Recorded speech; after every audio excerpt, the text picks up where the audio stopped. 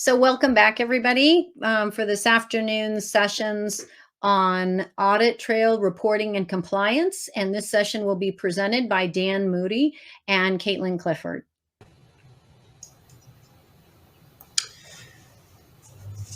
There we go. Hello, everybody. My name is Dan Moody, and I'm the auditor for the Office of Public Instruction, which is really a misnomer. What I do is I review the some 398 audits or whatever that come in.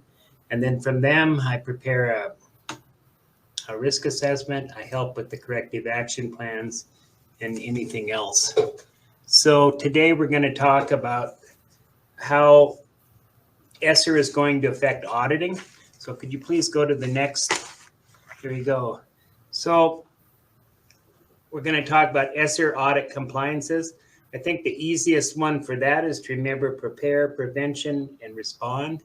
And any project, any plan you have, any use of funds, not only in your head to be able to back it up under using that, but how would you document that? We're going to talk about this. I'm going to show you the statutory obligations for reports, the MC Montana Code annotated laws that require it and why we file at those dates. And then we're going to talk about how ESSER affects audits is primarily what we're going to talk about. Next slide, please.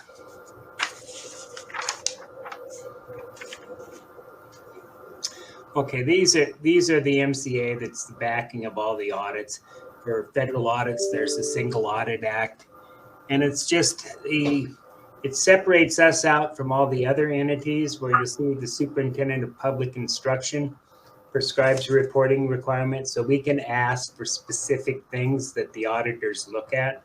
As you probably noticed it from your audits, like attendance reports and so forth, those are just because we asked for them. And then we also prepare based on expenditures and revenues we file with the Department of Administration or Local Government Services a list of all the school districts that are subject to the audit. Next. Yes, thank you.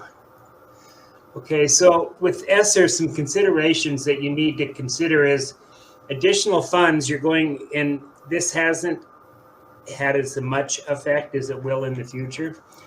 As you receive these additional funds from ESSER, they're all federal funds.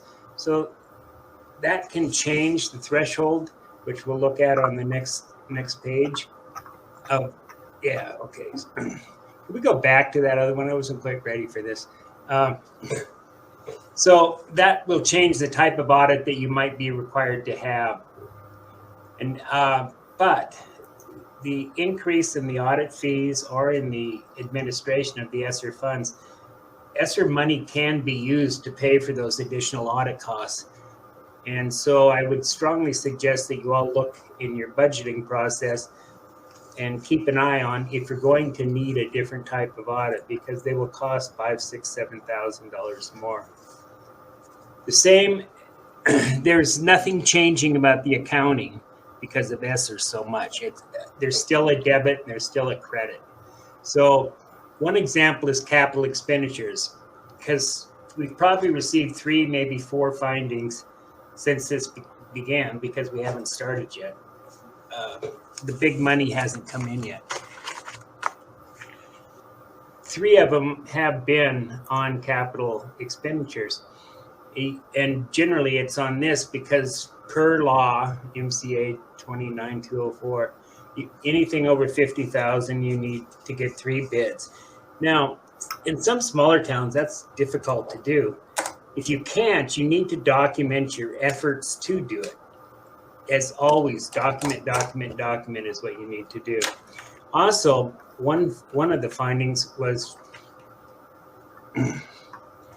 interesting. If it's a $60 project that would require 3 bids, it still requires 3 bids, even if it's 3 different invoices for $20,000. So always keep that in mind. A project is a project. And so the larger it is, it's not just the amount of the fence around the building. It's the cost of the entire project, including the building. Remember, like, the reason we haven't seen a lot of findings yet is for two types of audits, reviews and state audits, I don't receive those until September 31st of the following year. So a full fiscal year has changed. For federal audits, I'm supposed to receive them by March 31st, but because of COVID, they've received extensions. So the real big money isn't really out there being audited yet. Could you please change the screen? This is what I'm talking about, where you could end up with a different type of audit.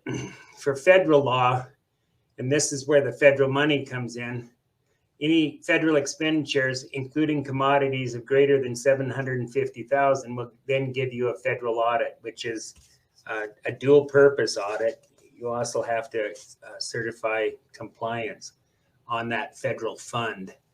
The auditor has to give an opinion. So as you're receiving this money, keep that in mind and use the money to pay for those additional audit costs or the additional administrative costs. So now the next screen, please. Just to underline, internal controls will be the same for ESSER as anything else. And these are the 7 most important, I think. But I also think that since you have this opportunity, is if you've had recurring audit opinions, use this time and when possible, even the funds to clear up all prior issues. Could I have the next screen, please? Okay, segregation of duties is simple, but should be simple, except that we have a lot of smaller districts. And so you have the business manager, the clerk, who is also the school nurse, the playground attendant, and everything else. And so what you need to do is the superintendent has to get involved, and of course also the board of the school board. The second one is access controls is simple enough. People can review without being able to change something, so that also helps the segregation of duties. So and of course, any personnel records have to have a physical security. The physical audits is you will have the audits done annually, but those are quite late. So self audits, just review the reasons for prior audit findings or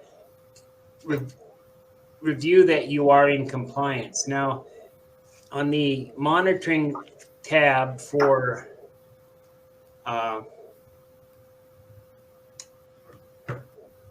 ESSER on the Office of Public Instruction website, there's a monitoring tab. And if you looked at that, there is a desk audit, and it has a checklist of various things that you should be as far as preparing. Start doing that from the beginning. Don't wait till the end when it's done, because it's hard to sometimes to recreate the transactions. And that's the thing with documentation is what you're trying to do, or the audit trail is what you're trying to do is be able to that a reasonable person can come in and look at the documentation and recreate that transaction.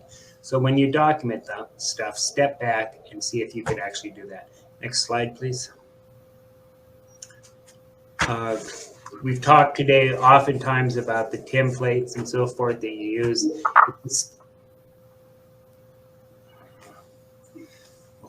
Like this. Use those always, and the same thing you would do with expenditure as far as requisition, purchase orders, etc. Stay consistent with all that. Trial balances will just show, you should be able to look at your trial balance and see your additional money should stand out from the prior year before you got it. As far as reconciliations, it is the most cost effective and most sensible internal control. Because if you can account for your money, then you will never get too far out of line, but you need to do them on a regular basis. And then the approval authority, which goes back to segregation of duties, is perhaps the school board is your highest authority, and each one, depending on the importance of the transaction, it should be then the superintendent, the clerk, so on and so forth.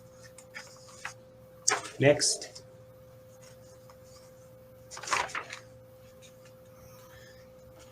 Okay, so going forward, when you also have the people that are working directly in the ESSER grants, but you also have us up in finance. You can go into our site and go under finance and then auditing. It'll show the requirements, the process, and we also put out a letter to auditors pointing out to them things that we want them to pay attention to.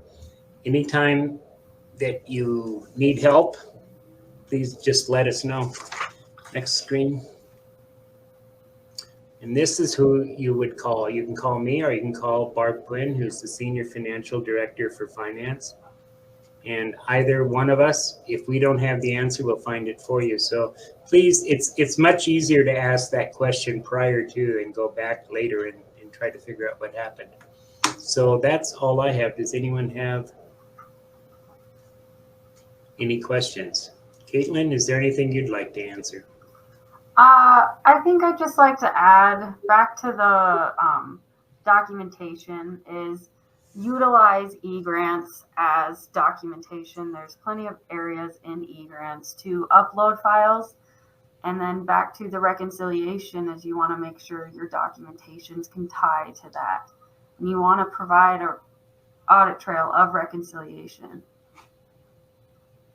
That's a good point. We do so many things electronically, and using accounting systems, it's harder to we don't have the paperwork that we used to have. So whenever you have the chance to document, please do it. Anybody else? Well, that's all I have.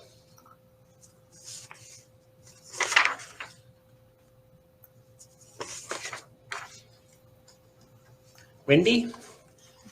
So thank you so much, Dan.